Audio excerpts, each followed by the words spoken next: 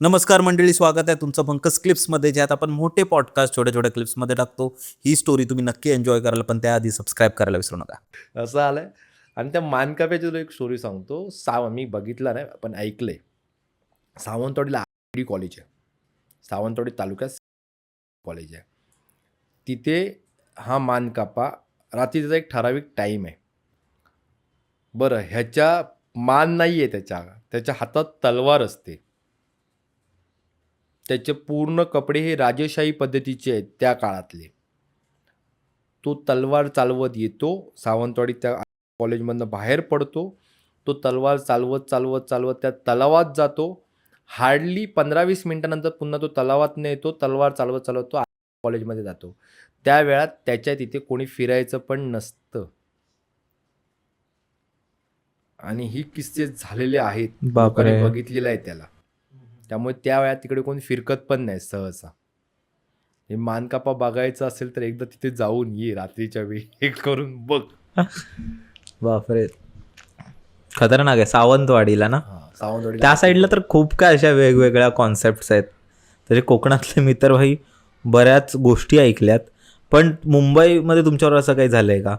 किंवा मुंबई ही असं शहर आहे ना की हे बघायला गेलं तर 200-400 वर्षापूर्वी हे पूर्ण घडलेलं शहर आहे. बघायला गेलं 200 एकदम नवीन नवीन शहर आहे. कारण पूर्ण हे आधी आयलंड होतं, मग त्याच्यावर भराव करून करून करून करून हा शहर बनवलं आहे. मग त्यात पण असे खूप भूताचे किस्से वगैरे असतात की मी तर मागे एक की हे बरं, हे अर्बन लेजंड्स आहेत, हे बोलल्या आता तिकडे गोष्टी. मी ऐकले कामाठीपुरामध्ये एक भूत आहे.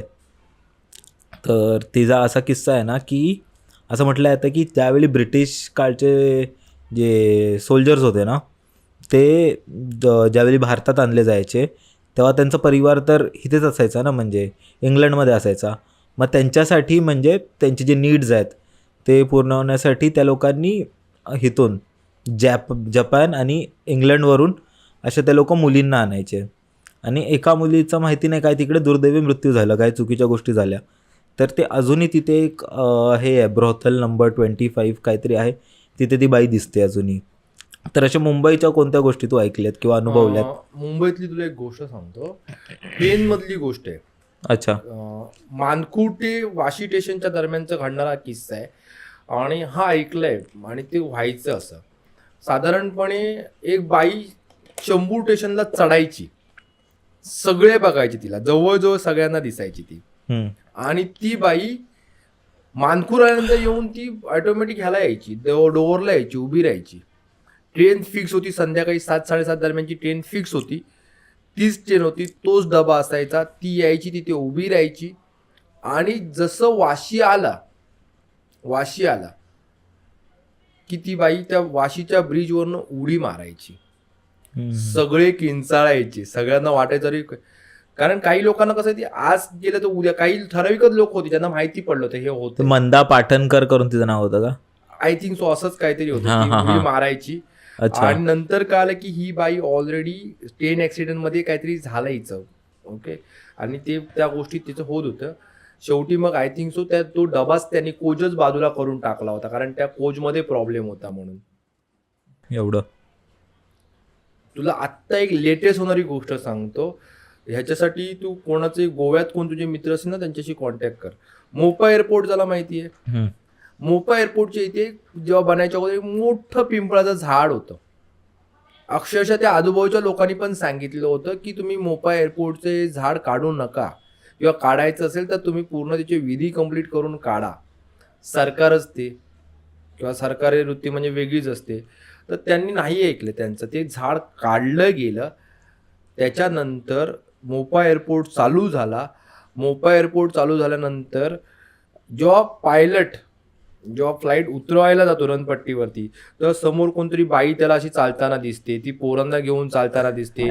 अचानकपणे डुक्कर आल्यासारखी दिसतात, अचानकपणे त्याच्या कोणतरी बाई नाचताना दिसते. आणि असं बऱ्याच एअरपोर्टवाल्यांना झालंय. बरं, मी मोपा एअरपोर्टला उतरलो आणि टॅक्सीमध्ये बसलो आणि टॅक्सीने येत होतो. तर तो बोललो, काय रे आता पुन्हा मोपा एअरपोर्टला असतील ना, फ्लाईट असतील.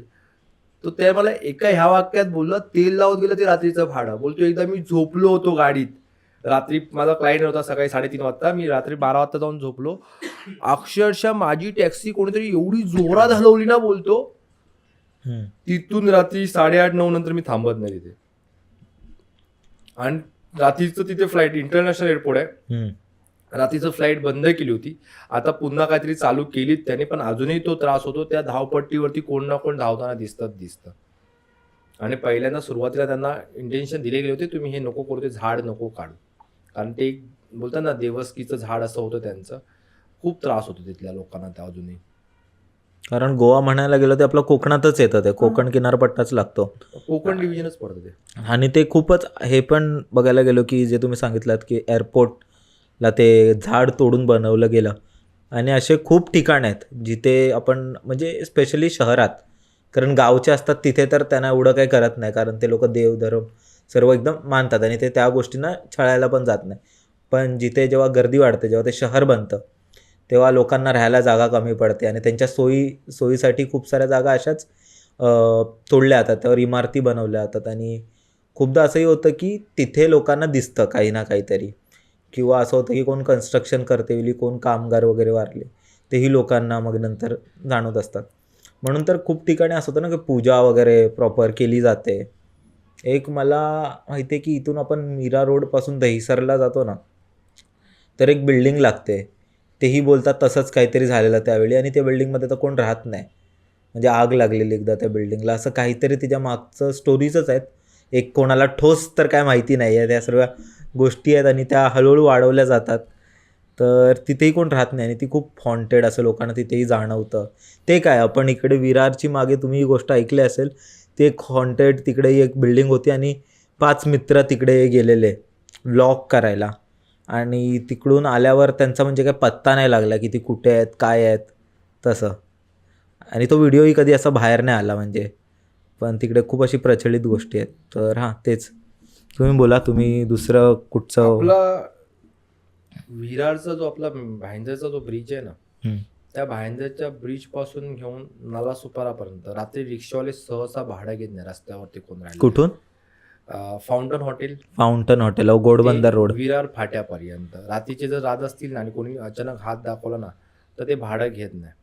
एकदा झालं काय, नायगावला ना, नायगाव फाटा आहे म्हणजे हां बरोबर, ह्याला वगैरे पण भिवंडीला वगैरे पण एक रोड जातो, तिथे एका रिक्षावाल्याने रिक्षा थांबवली.